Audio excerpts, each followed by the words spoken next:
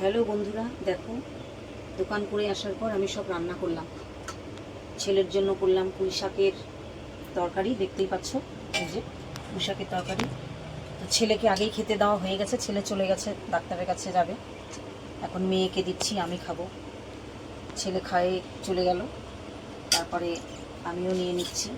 সারাদিনে কী খেয়েছি জানি না, এই এখন এখন ভাত খাবো। কিন্তু দেখতে পাচ্ছ তোমরা পুঁই শাকের ঝোল নিরামিষ করে 5 ফোড়ন কাঁচা লঙ্কা সোমবারে দিয়ে করছি।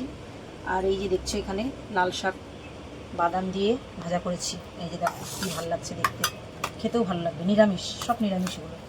এই যে মেয়েকে দিয়ে দিলাম বাদাম দিয়ে, তোমরাও করে খাবে, ভালো লাগবে। সবাই তো রসুন দিয়ে খায়, আমি নিরামিষটাই বেশি করি, কেননা ছেলে না হলে খেতে পারবে না। খুব ভালো লাগে, এটা ছেলের জন্যই থাকবে, যেহেতু আমার ছেলে আমি হলুদ দিয়েই দিই, ছেলে রাতেও খেতে পারে। এই যে দেখছো পটল ভাজা, বেগুন ভাজা। এই যে মেয়েকে একটা বেগুন ভাজা দিয়ে দিলাম, আমি একটা ছোট্ট বেগুন ভাজা নিলাম, আর ছেলের জন্য একটা রেখে দিলাম। আমার ছেলে পটল ভাজা ভালোবাসে না, ওর জন্য আমার ছেলে পটল ভাজা খায় না। মেয়ে ভালোবাসে, মেয়েকে 4 পিস দিলাম, আমিও 4 পিস নিলাম, আর 2 পিস থাকলো। রাতে তো বেশি খেতে পারি না। তারপরে যে দেখো আমের চাটনি, এখন তো আমি প্রত্যেক দিন আমের চাটনি করি, কী সুন্দর লাগছে দেখতে। তোমরাও করবে, কমেন্টে লিখবে সবাই। এই যে আমি চাটনি আমটাম নিয়ে আসি, তোমাদের ভালো লাগলে আমাকে জানাবে, আমার সাথে শেয়ার করবে। তারপরে এই যে দেখো মাংসটা পরেই নেব, কেননা এগুলো সরিয়ে দিলাম আগে, হয়ে গেল ওদিককার। এই যে দেখো মাংস, চিকেন যেটা বলে, আমি বাংলায় বলি, বলতে এসেছি, সব শুনতেই পাচ্ছ আমার খাস বাংলা কথা। এই যে ব্রয়লারের মাংস নিয়ে আসছিলাম, মাছ নিতে পারি নাই, আমি দোকান করছি, মাংস উঠে গেল, মাছও উঠে গেল। তাও মাংসওয়ালাকে বললাম আমার কিন্তু আজকে মাংস লাগবে। দেখো কত বড় বড় পিস করেছি, দেখো কি সুন্দর লাগছে দেখতে। আর আমি মাংস করলে আমি একটু কারি পাতা দেবো।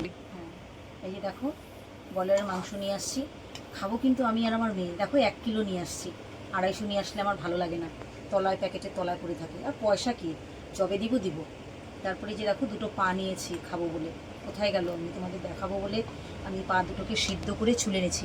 আরেকদিন আমি একটা রেসিপি করব, শুধু ব্রয়লারের পাগুলো, লেগ পিস না কিন্তু শুধু পা, সেই পাগুলোকে আমি সেদ্ধ করে ছুলে মশলা দিয়ে কষা কষা করবো, তোমাদেরকে আমি ঝাল একটা রেসিপি দেখাবো। এই যে দেখো 2 পিস নিয়েছি, আমি খাবো, মেয়ে খেলে দেবো, নাহলে নাই, আমি খাবো। এই দেখো, আর আমি তো গুঁড়ো মশলা খাই না, তোমাদের আগেই বলছি, আমার সব বেটে আদা জিরা কাঁচা লঙ্কা ধনে বাটা আর পাকা পাকা লঙ্কা নিয়ে আসলাম। দেখো কালারটা কি সুন্দর দেখতে, লাল, একদম একদম লাল লঙ্কা, দেখতে পাচ্ছ।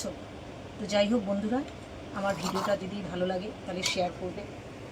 এখন খেতে বসছি, অনেক বেলা হয়ে গেছে জানোই, 4টা বেজে গেছে, এখনও খাইনি কিছু, একটু মুড়ি খেয়েছিলাম সারাদিন। তো যাই হোক, একজন আবার ঠাকুরের প্রসাদ নিয়ে আসছিল, আমাকে খুব ভালোবাসে, সেই দাদা দিয়ে গেল, সেটা খাওয়া হয়ে গেছে। এখন খেয়ে নিই, আবার একটা নতুন করে ভিডিও কালকে বানাবো, তোমাদেরকে শেয়ার করবো, তোমরা দেখবে। এই পর্যন্তই আছে, টাটা।